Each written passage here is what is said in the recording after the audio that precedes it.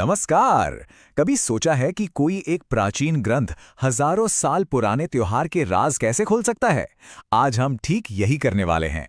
इस दुर्लभ ग्रंथ के पन्नों से हम शिवरात्रि के गहरे आध्यात्मिक अर्थ को समझने की कोशिश करेंगे। शिवरात्रि, नाम में ही इसका मतलब छिपा है। शिव की महान रात्रि। यह सिर्फ एक त्योहार नहीं, बल्कि हिंदू धर्म के सबसे शक्तिशाली देवताओं में से एक महादेव शिव के प्रति एक बहुत ही गहरी आस्था का प्रतीक है। जरा सोचिए, ये ग्रंथ दावा करता है कि ये एक ऐसी रात है जो किसी के जीवन की पूरी दिशा बदल सकती है। ये सिर्फ एक रात नहीं, बल्कि हमारे कई जन्मों के कर्मों के बोझ को मिटाने का एक अविश्वसनीय मौका है। चलिए, आज इसी रहस्य की गहराई में उतरते हैं। लेकिन सवाल यह है कि कोई इस अविश्वसनीय शक्ति को हासिल कैसे कर सकता है? इसका जवाब कुछ खास अनुष्ठानों में छिपा है, जो ये ग्रंथ हमें सिखाता है। इन्हें व्रत कहा जाता है, जो इस पवित्र रात का, कह सकते हैं, मूल आधार हैं। अब आगे बढ़ने से पहले व्रत शब्द का असली मतलब समझना जरूरी है। ये केवल कुछ नियम कानून नहीं है, बल्कि ये एकनिष्ठ भक्ति और पूरी तरह से आत्मसमर्पण का एक पवित्र संकल्प है। इस व्रत के 3 सबसे जरूरी हिस्से हैं। पहला है उपवास, जो हमारे शरीर और मन को शुद्ध करता है। दूसरा है जागरण, मतलब पूरी रात जागना, जो अज्ञान के अंधकार को दूर करने का प्रतीक है। और तीसरा है पूजा, जो हमें सीधा ईश्वर से जोड़ती है। ये तीनों जब एक साथ मिलते हैं, तब शिवरात्रि का व्रत पूरा होता है। लेकिन जरा सोचिए, अगर कोई इन सभी नियमों का पालन करे पर पूरी तरह से अनजाने में, बिना किसी इरादे के, तो उसका क्या नतीजा होगा? यही सवाल हमें एक बहुत ही अविश्वसनीय कहानी की ओर ले जाता है। तो चलिए, अब हम सुनते हैं एक ऐसे शिकारी की कहानी जिसने अनजाने में ही भक्ति का एक नया इतिहास रच दिया। ये कहानी हमें सिखाएगी कि ईश्वर की कृपा कभी-कभी हमारे कर्मों को देखती है, शायद हमारे इरादों को नहीं। कहानी का मुख्य पात्र है एक साधारण शिकारी, निषाद। उसे बिल्कुल भी अंदाजा नहीं था कि वो रात शिवरात्रि की थी। उसकी तो बस एक ही चिंता थी, अपने परिवार के लिए किसी तरह भोजन जुटाना। और इसी उम्मीद में वो शिकार का इंतजार करने के लिए एक बिल्व के पेड़ पर चढ़ गया। अब रात में जागते रहने के लिए वो एक एक करके पेड़ से पत्ते तोड़कर नीचे फेंकता रहा। उसे प्यास लगी तो उसने पानी पिया, जिसकी कुछ बूंदें नीचे गिरी।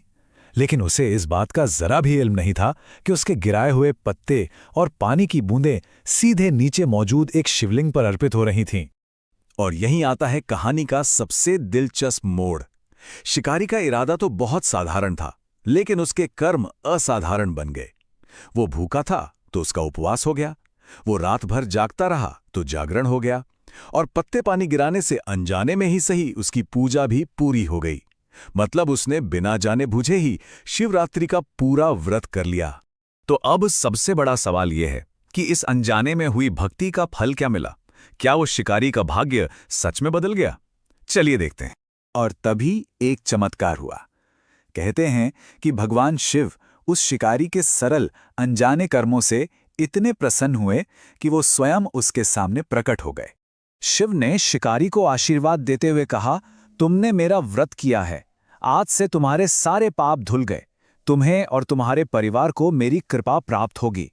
ये घटना हमें सिखाती है कि कभी-कभी हमारे कर्मों का फल हमारे इरादों से भी कई ज्यादा बड़ा हो सकता है।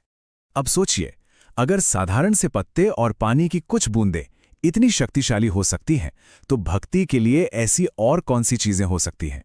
यही सवाल हमें हमारी अगली चर्चा की ओर ले जाता है। अब हम एक ऐसी पवित्र वस्तु की बात करेंगे जो सीधे भगवान शिव से जुड़ी मानी जाती है, रुद्राक्ष। इस ग्रंथ में रुद्राक्ष के बारे में एक बहुत ही अविश्वसनीय बात लिखी है। कहा जाता है कि बहुत लंबे समय तक ध्यान में रहने के बाद जब शिव ने अपनी आंखें खोलीं, तो उनकी आंखों से करुणा के कुछ आंसू धरती पर गिरे, और उन्हीं आंसुओं से रुद्राक्ष के पेड़ों का जन्म हुआ। इसीलिए रुद्राक्ष को सिर्फ एक मन का नहीं, बल्कि स्वयं शिव का ही एक अंश माना जाता है। रुद्राक्ष भी कई तरह के होते हैं, और हर एक का अपना खास महत्व है। जैसे एक मुखी रुद्राक्ष सीधा शिव का प्रतीक है, और कहते हैं कि वो मोक्ष प्राप्ति में मदद करता है।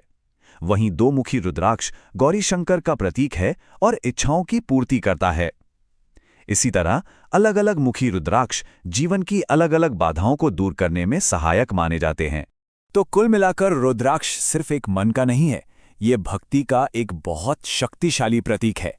इसे धारण करने से पापों का नाश होता है, मन को शांति मिलती है और हाँ, रुद्राक्ष की माला से जाप करने से प्रार्थना का असर कई गुना बढ़ जाता है।